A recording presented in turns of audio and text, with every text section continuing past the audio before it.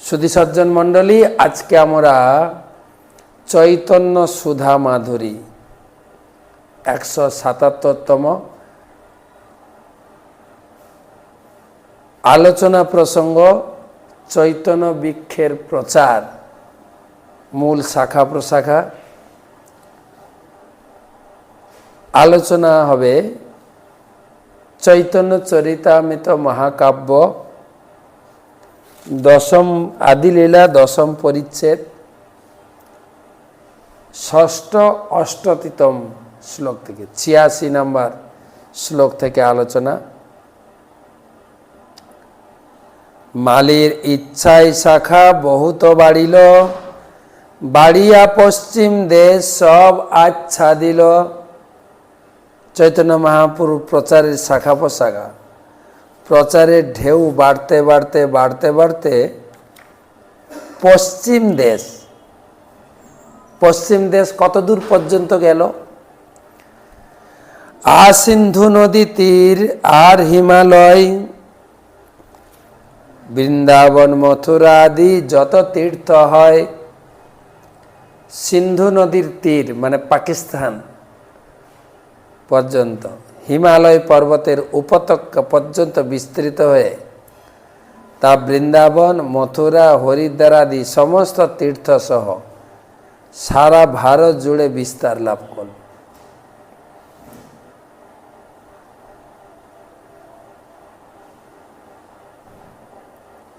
সিন্ধু নদী, মহাপ্রভুর সময় প্রচার কত দূর এগিয়েছিল।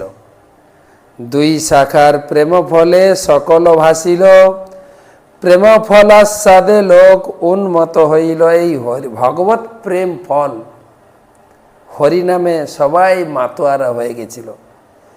পশ্চিমের লোক সব মূঢ় দুরাচার, তাহা প্রচারিল দোহে ভক্তি সদাচার।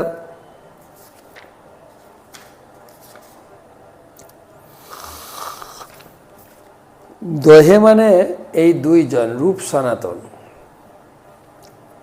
এর আগের ক্লাসে আলোচনা হয়েছে, রূপ সনাতন তারা প্রচুর পরিমাণে প্রচার করতে করতে পশ্চিম ভারতের অধিবাসী, পশ্চিমের দেশ। শিল রূপ গোস্বামী সনাতন গোস্বামী প্রভাবে ভগবত ভক্তি সদাচার সম্বন্ধে শিক্ষা লাভ করল। প্রভুপাদ তাৎপর্য লিখছে, এই যে শ্লোকে কৃষ্ণদাস কবিরাজ গোস্বামী বলেছেন, পশ্চিমের লোক সব মূঢ় দুরাচার। এই পূর্ব থেকে, যেরকম পূর্ব ভারত বা বাংলাদেশ, তারপরে পশ্চিম বাংলা, তারপরে উড়িষ্যা, বিহার, ধীরে ধীরে অন্ধ্রপ্রদেশ, মধ্যপ্রদেশ, এই যত পশ্চিমের দিকে যাবেন তত নাস্তিক। পূর্ব বাংলা সব থেকে ভক্তির উর্বর ক্ষেত্র, যেখানে মহাপ্রভু আবির্ভূত হলেন। মহাপ্রভুর সকল পার্শ্বদরাও পূর্ববঙ্গের আশেপাশে সব আবির্ভূত হলেন। মাধবেন্দ্র পুরী, চৈতন্য মহাপ্রভু, তারপরে জগন্নাথ মিশ্র, সচী মাতা, উপেন্দ্র মিশ্র। জগন্নাথ মিশ্র মানে মহাপ্রভুর দাদু, জগন্নাথ মিশ্রের পিতৃদেব, সব বাংলাদেশে। অদ্বৈত আচার্য, শ্রীবাস ঠাকুর, মাধবেন্দ্র পুরী, মুরারি গুপ্ত, হরিদাস ঠাকুর, তারপরে আপনার গদাধর পণ্ডিত, পুণ্ডরিক বিদ্যানিধি, সব তো বাংলাদেশে। উর্বর, যার জন্য বাংলাদেশের ভক্তির প্রভাবটা বেশি। পশ্চিমের লোক সব মূঢ় দুরাচার, যত পশ্চিম দিকে যাবে তত লোক মূঢ়। প্রভুপাদ লিখছেন, এমন নয় যে কেবল পশ্চিম ভারতের মানুষেরা মুসলমানের সঙ্গভাবে কলুষিত হয়েছিল, তবে ভারতবর্ষের যত পশ্চিমে যাওয়া যায় দেখা যায় যে মানুষ তত বেশি বৈদিক সংস্কৃতি থেকে বিচ্যুত হয়েছে। আজ থেকে 5000 বছর আগে মহারাজ পরীক্ষিতের রাজত্বকালে বৈদিক সংস্কৃতি সর্বত্রই প্রচারিত ছিল। কিন্তু মানুষ ধীরে ধীরে অবৈদিক সংস্কৃতির দ্বারা প্রভাবিত হয়ে ভগবত ভক্তির অনুকূল আচরণ বর্জন করেছে। অন্তত দয়া পরবশ হয়ে ছিল রূপ গোস্বামী, সনাতন গোস্বামী পশ্চিম ভারতে ভগবত ভক্তির প্রচার করেছেন। তাদের পদাঙ্ক অনুসরণ করে শ্রী চৈতন্য মহাপ্রভু বাণীর প্রচারকেরা পাশ্চাত্য দেশগুলিতে সংকীর্তন আন্দোলন প্রচার করছে এবং বৈষ্ণব আচার শিক্ষা দিচ্ছে। ভারতের শুধু পশ্চিম দিক না, পৃথিবীর পশ্চিম দিকে যত এগোবেন পশ্চিমী দুনিয়া ততটাই নাস্তিক, জাগতিক শিক্ষা দীক্ষা চাকচক্যের উপর নির্ভরশীল। শাস্ত্রদৃষ্টে কইল লুপ্ত তীর্থের উদ্ধার, বৃন্দাবনে কইল শ্রী মূর্তি সেবার প্রচার। তারপরে রূপ সনাতন একে তো প্রচুর পরিমাণে প্রচার করেছেন, দ্বিতীয়ত বৃন্দাবনে বাস করে তারা লুপ্ত তীর্থ উদ্ধার এবং শ্রীমূর্তির সেবা বিকাশ। বৃন্দাবনে মহাপ্রভু যখন গেছিলেন, বৃন্দাবনে অনেক কিছুই লুপ্ত হয়ে গেছিল, বিশেষ করে মুখ্য মুখ্য মন্দিরগুলো, গোবিন্দ মন্দির, গোপীনাথ মন্দির, মদন মোহন মন্দির, তো রূপ সনাতন আদি উদ্ধার করলেন। মহাপ্রভু যখন বৃন্দাবন ভ্রমণ করতে করতে আরিট গ্রামে পৌঁছালেন,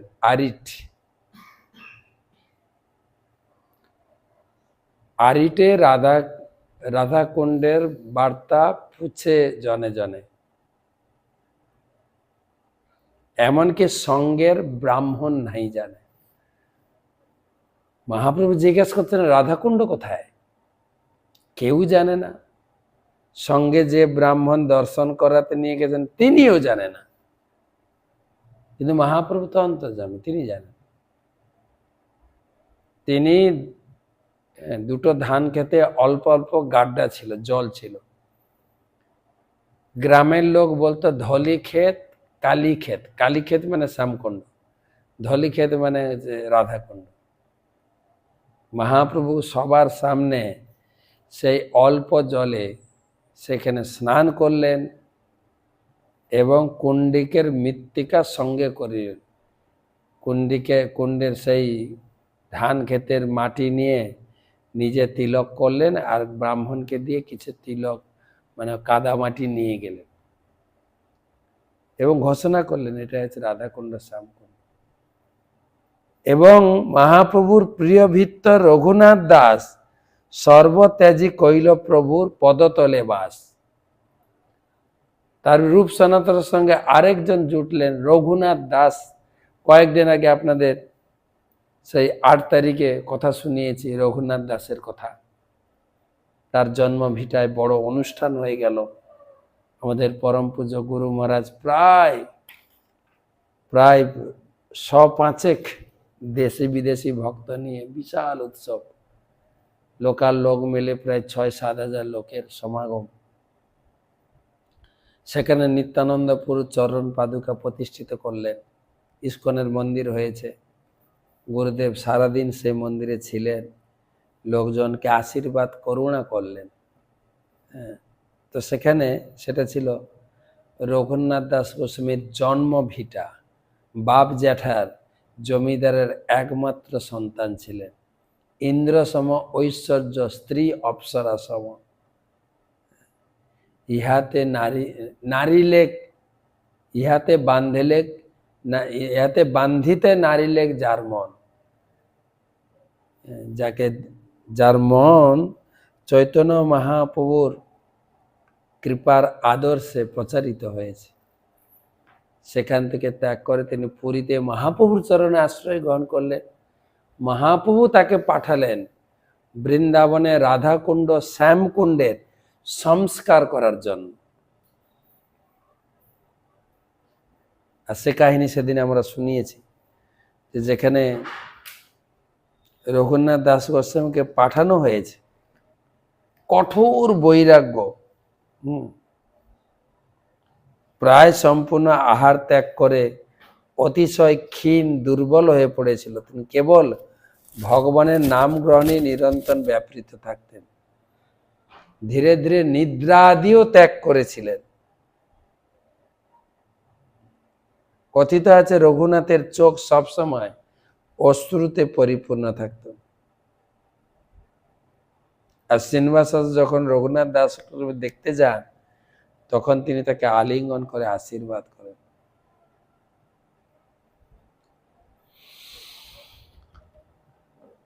সেই রঘুনাথকে মহাপ্রভু পাঠিয়েছিলেন রাধা কুণ্ডে সংস্কার করার জন্য, কিন্তু তার দরকার ছিল প্রচুর টাকার।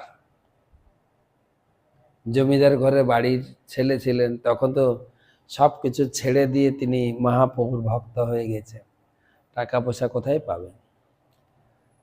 ভগবানই স্বয়ং তার টাকা পয়সা জুটিয়ে দিলেন। সে কথাও বলেছে, আপনাদের মনে আছে কিনা, বাংলার বা কলকাতার এক শেঠ তীর্থযাত্রা করতে করতে বদ্রিকাশ্রমে পৌঁছালো, অনেক টাকা পয়সা নিয়ে গেছিল মন্দিরে দান করবে বলে। রাত্রে সে মন্দির প্রাঙ্গণে আশ্রয় নিয়ে রাত্রি নির্বাহ করেছিল। রাত্রে তার স্বপ্নে বদ্রীনাথ প্রকাশিত হয়ে বলছেন, ভক্ত, যে টাকা তুমি আমার সেবার জন্য নিয়ে এসছো, সেগুলো এখানে না দিয়ে তুমি এখান থেকে চলে যাও বৃন্দাবনে, রঘুনাথ দাস গোস্বামীকে এই টাকা দাও, তার অনেক টাকার প্রয়োজন। আর সেই টাকা পেয়ে রঘুনাথ এই রাধাকুণ্ড, শ্যামকুণ্ড সংস্কার করলেন, খনন করলেন। অনেক ঘটনা, খনন করতে গিয়ে একটা পাথরে যখন কোদাল আঘাত লাগলো, রক্ত বেরোচ্ছে। অর্থাৎ গোবর্ধন বলেন, এটা আমার জিভা। সেই জিভা মন্দির এখনো আছে। রাত্রে পঞ্চ পাণ্ডব যুধিষ্ঠির, ভীম, অর্জুন, নকুল, সহদেব, তারা রঘুনাথের সামনে হাজির হয়ে বলছে, রঘুনাথ, শ্যামকুণ্ড সংস্কার করতে গেলে তো আমাদেরকে কাটতে হবে। আমরা 5 জন 5টা তাল গাছ রূপে রয়েছে এই শ্যামকুণ্ডে থেকে, আমরা হরি ভজন করছি, তো আমাদেরকে নিশ্চয় কাটবে না। তো তাদেরকে রক্ষা করতে গিয়ে শ্যামকুণ্ড একটু বাঁকা হয়ে গেছে, তাদের ওইটা কেটে দিয়ে করতে গিয়ে করলে হয়তো চৌকোনা হতো, কিন্তু সেটাও হলো না। এরকম অনেক অনেক অলৌকিক ঘটনা ঘটেছে সেই রাধাকুণ্ড, শ্যামকুণ্ড। একবার রূপ গোস্বামী তার গ্রন্থে রাধারানীর মহিমা বর্ণনা করে তিনি লিখছেন, রাধারানীর মাথার চুলের বেনি দেখতে অনেকটা, বেনিটাকে দেখতে যেন সাপের ফনার মতো লাগছে। সনাতন সেই বর্ণনা দেখে তিনি মেনে নিলেন না, বলে এটা কেমন বর্ণনা হল, সাপের ফনার মতো রাধারানীর মাথার বেনিটা। হ্যাঁ, তখন এই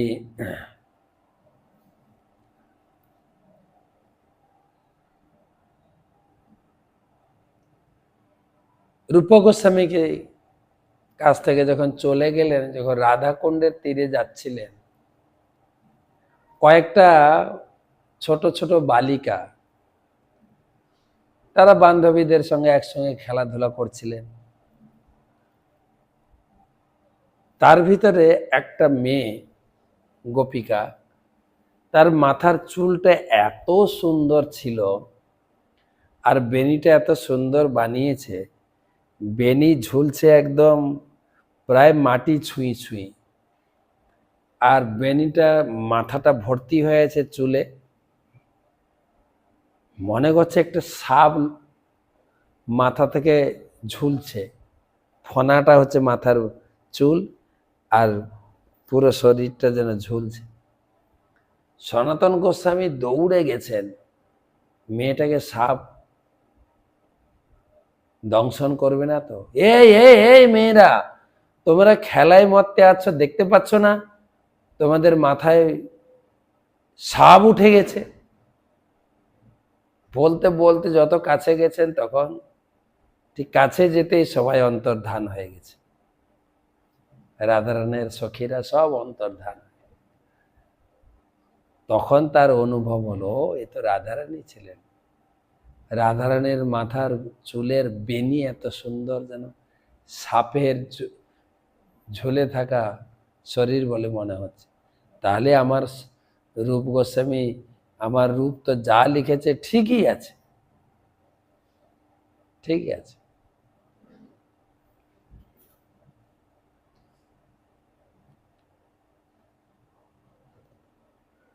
তো সেই রঘুনাথ গোস্বামী তিনি সব কিছু পরিত্যাগ করে মহাপ্রভুর চরণে পৌঁছালেন পুরীতে। প্রভু সমর্পিল তারে স্বরূপের হাতে, প্রভুর গুপ্ত সেবা কইল স্বরূপের সাথে।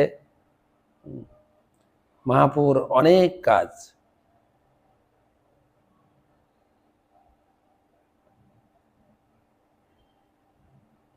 কি কি সেবা প্রভুপাদ লিখছেন?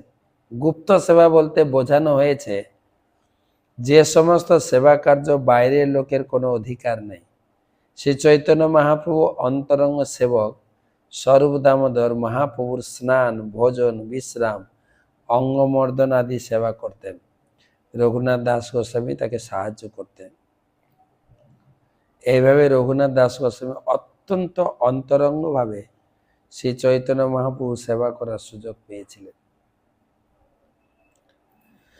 ১৬ বৎসর কইল অন্তরঙ্গা সেবন, স্বরূপের অন্তর্ধানে আইলা বৃন্দাবন। ১৬ বছর তিনি স্বরূপ দামোদরের সঙ্গে ছিলেন। স্বরূপ দামোদর চলে যাওয়ার পরে তিনি বৃন্দাবনে চলে আসেন। বৃন্দাবনে দুই ভাইয়ের চরণ দেখিয়া, গোবর্ধনে ত্যাজিব দেহ ভৃগুপাত করিয়া। রঘুনাথ দাস এই রূপ সনাতনকে দেখে তিনি সংকল্প করেছিলেন, যে গোবর্ধন থেকে ঝাঁপ দিয়ে আমি প্রাণ বিসর্জন করব। কেন না, চৈতন্য মহাপ্রভু আর স্বরূপ দামোদর চলে যাওয়ার যে বিরহ বেদনা, এটা অসহনীয় হয়ে উঠে পড়েছিল। তাই তিনি আত্মহত্যা করার সংকল্প করেছিলেন। কিন্তু রূপ সনাতনকে দেখে তিনি কিছুটা আশ্বস্ত হয়েছিলেন। এই তো নিশ্চয় করি আইল বৃন্দাবনে, আসি রূপ সনাতনের বন্দিল চরণে। তবে দুই ভাই তারে মরিতে না দিল, নিজ তৃতীয় ভাই করি নিকটে রাখিল। মহাপ্রভুর লীলা যত বাহির অন্তর, দুই ভাই তার মুখে শুনে নিরন্তন। রূপ সনাতন তাকে খুব আদর যত্ন করে কাছে রাখলেন। আর রূপ সনাতনের যেন মনে হলো আমার আরেকজন ভাই আমাদের সঙ্গে এসে, তাকে রাখলেন। এবং সেই রূপ সনাতনের মুখে মহাপ্রভুর যত লীলা রূপ সনাতন তাকে শোনাতেন। অন্ন জল ত্যাগ কইল অন্ন কথন, পদতলে ৩ মাঠা করেন ভক্ষণ। পল ২ ৩ মাঠা করেন ভক্ষণ। রঘুনাথ দাস অন্ন জল ত্যাগ করেছিলেন। ১-২ দিন অন্তর কেবল কয়েক ফোঁটা মাঠা খেতেন। মাঠা মানে ঘোল বা বাটার মিল্ক। সহস্র দণ্ডবত করে লয় লক্ষ নাম, 200 বৈষ্ণবে নিত্য পরনাম। কি কি সংকল্প ছিল? খাওয়া তো ত্যাগ করেছিলেন, আর কি প্রতিদিন ভগবানকে 1000 বার দণ্ডবত প্রণাম করতেন এবং অন্তত পক্ষে 1 লক্ষ নাম গ্রহণ করতেন এবং 2000 বৈষ্ণবকে দণ্ডবত প্রণাম করতেন। 1000 দণ্ডবত প্রণাম ছিল ঠাকুরকে, আর 2000 দণ্ডবত প্রণাম ছিল বৈষ্ণবকে, আর 1 লক্ষ নাম জপ করতেন। রাত্রি দিনে রাধা কৃষ্ণের মানস সেবন, পহরে মহাপ্রভুর চরিত্র কথন। দিন রাত রাধা কৃষ্ণের সেবা করতেন আর প্রতিদিন মহাপ্রভুর চরিত্র আলোচনা করতেন।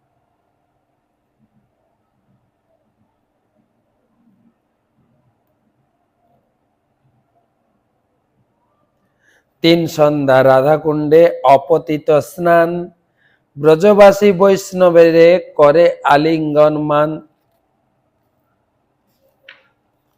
প্রতিদিন রাধাকুণ্ডে স্নান করতেন 3 বার এবং বৈষ্ণব দেখলেই আলিঙ্গন করতেন, বহু সম্মান প্রদর্শন করতেন, খুব আলিঙ্গন করতেন বৈষ্ণবদের। সার্ধ সপ্ত প্রহর করে ভক্তির সাধনে, চারিদণ্ড নিদ্রা সেহ নহে কোনো দিনে। সার্ধ সপ্ত প্রহর করে ভক্তির সাধনে, 7.5 প্রহর, 22.5 ঘন্টারও অধিক সময় ভগবত ভক্তি সাধন করতেন এবং 2 ঘন্টারও কম সময় নিদ্রা যেতেন, কোনো কোনো দিন তাও সম্ভব হতো না। রঘুনাথ দাস গোস্বামীর সাধন প্রণালী বা সাধনের পরিপাটি রুটিন, তাহার সাধন রীতি শুনিতে চমৎকার, সেই রূপ রঘুনাথ প্রভু যে আমার।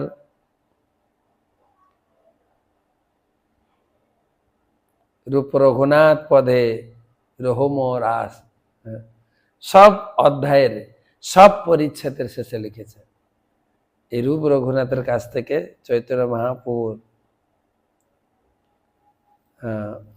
কথা শুনতেন আর নোট করতেন।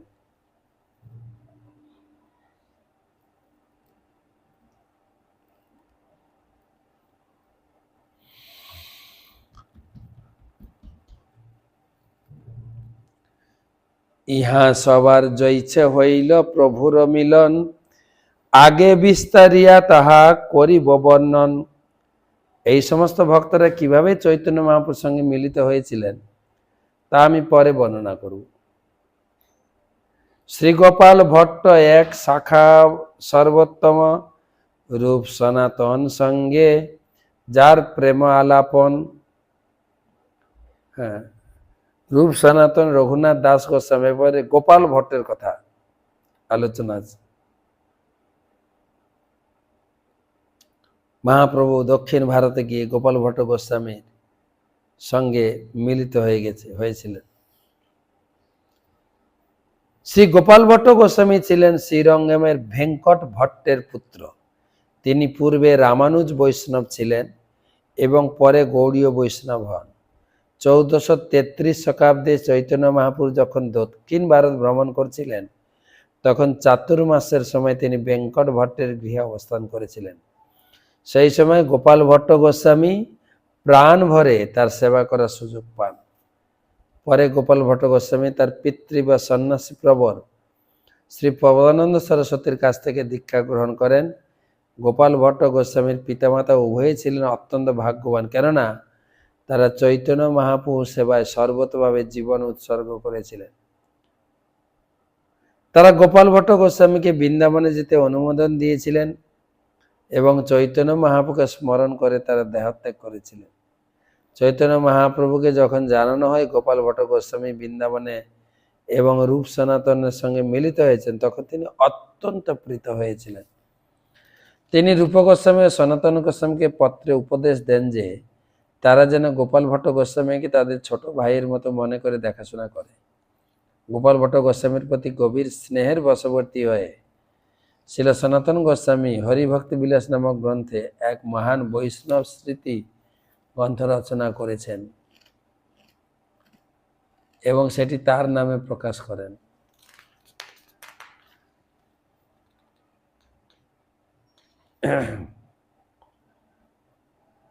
শ্রীল রূপ গোস্বামী সনাতন গোস্বামীর নির্দেশে গোপাল ভট্ট গোস্বামী বৃন্দাবনের 7টা মুখ্য বিগ্রহের অন্যতম শ্রী শ্রী রাধারমণ বিগ্রহ প্রতিষ্ঠা করেন।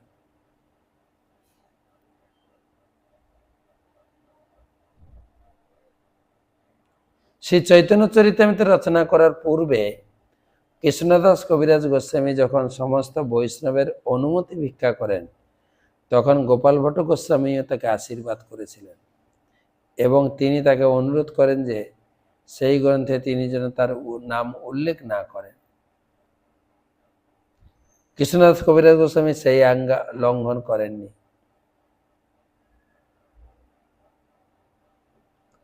গোপাল ভট্ট গোস্বামীর নাম লেখেননি। শ্রী চৈতন্য চৈতন্য 2-1টি জায়গায় তার নাম উল্লেখ করেছেন। তত্ত্ব সন্ধারের শুরুতে ছিল যুব গোস্বামী কেবল তার নাম উল্লেখ করেছেন। তত্ত্ব সন্ধারের শুরুতে ছিল শ্রীজীব গোস্বামী লিখেছেন, শ্রী রূপ গোস্বামী সনাতন গোস্বামী অত্যন্ত প্রিয় শ্রীত এবং দাক্ষিণাত্যবাসী দ্বিজ কুলোদ্ভূত গোপাল ভট্ট গোস্বামী একখানি গ্রন্থ লেখেন। তাতে কোথাও ক্রমভাবে, কোথাও ক্রমভঙ্গভাবে, কোথাও খণ্ডভাবে লিখিত ছিল। তা ক্ষুদ্র জীবামী, মধ্য রামানুজ, শ্রীধর স্বামী প্রভৃতি গুরু পরম্পরা বৈষ্ণব আচার্যদের লিখিত গ্রন্থগুলি সমালোচনা করে তা আজ্ঞা অনুসারে যথাযথভাবে লিখছি। তো মোটামুটি গোপাল ভট্ট গোস্বামী যুক্ত হলেন। শঙ্করানন্দ আচার্য বৃক্ষের এক শাখা, মুকুন্দ কাশীনাথ রুদ্র উপশাখা লেখা। শঙ্করানন্দ হচ্ছেন মহাপ্রভুর বড় ভাই। মহাপ্রভুর বড় ভাই বিশ্বরূপ দীক্ষা নেওয়ার পর শঙ্করানন্দ হয়েছিলেন।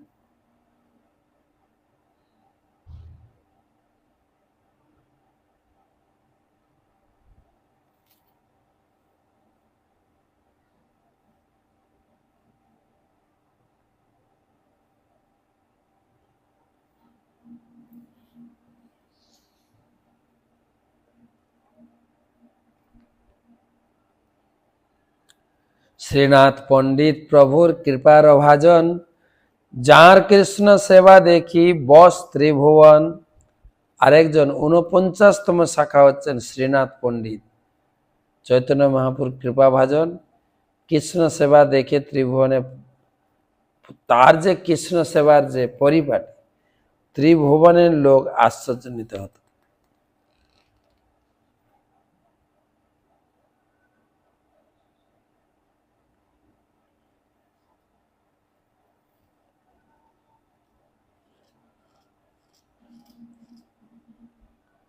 জগন্নাথ আচার্য প্রভুর প্রিয় দাস, প্রভুর আজ্ঞাতে তেহ কইলা গঙ্গাবাস। গঙ্গাবাস মানে আপনার হরিহর ক্ষেত্র, ওটাকে গঙ্গাবাস বলে। কৃষ্ণদাস বৈদ্য আর পণ্ডিত শেখর, কবিচন্দ্র আর কীর্তনিয়া ষষ্ঠীবর। শ্রীনাথ মিশ্র শুভানন্দ শ্রীরাম ঈশান, শ্রীনিধি গোপী শ্রী গোপীকান্ত মিশ্র ভগবান। সব মহাপুর কত কত পার্ষদ ছিলেন।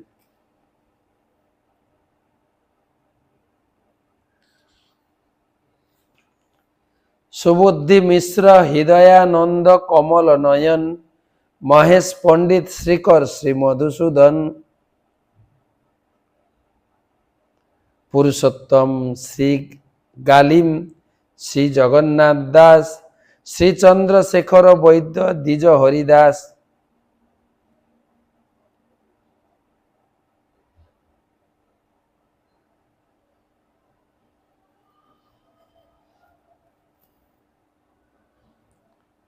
রামদাস কবিচন্দ্র শ্রী গোপাল দাস, ভাগবত আচার্য ঠাকুর সারঙ্গ দাস।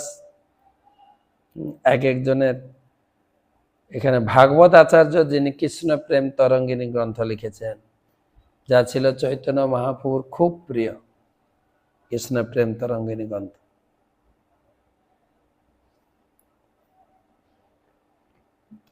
শ্রী চৈতন্য মহাপ্রভু যখন বরাহনগর যান তখন তিনি ভাগ্যবান ব্রাহ্মণের গিয়েছিলেন। সেই ব্রাহ্মণ ছিলেন শ্রী ভাগবতের মহাপণ্ডিত। শ্রী চৈতন্য মহাপ্রভু তাকে দেখা মাত্রই ভাগবত পড়তে লাগলেন। ভক্তিযোগ সমন্বিত এই ভাগবত ব্যাখ্যা শুনে চৈতন্য মহাপ্রভু ভগবত প্রেমানন্দে আবিষ্ট হন। পরে চৈতন্য মহাপ্রভু বলেছিলেন,